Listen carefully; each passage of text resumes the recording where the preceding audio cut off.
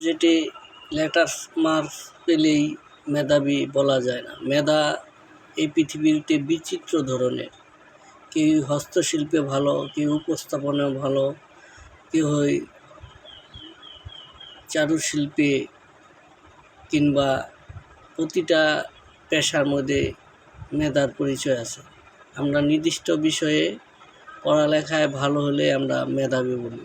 প্রতিটি মানুষের ভিতরে সৃষ্টিগত এক একটা গুণ দিয়ে আমাদের শিক্ষা পদ্ধতি এবং সমাজ ও সংস্কৃতির কারণে সঠিক পরিচর্যার অভাবে অনেক বিষয়ে অনেকে মেধাবী আছে, কিন্তু বাস্তবে প্রকাশ পায় না।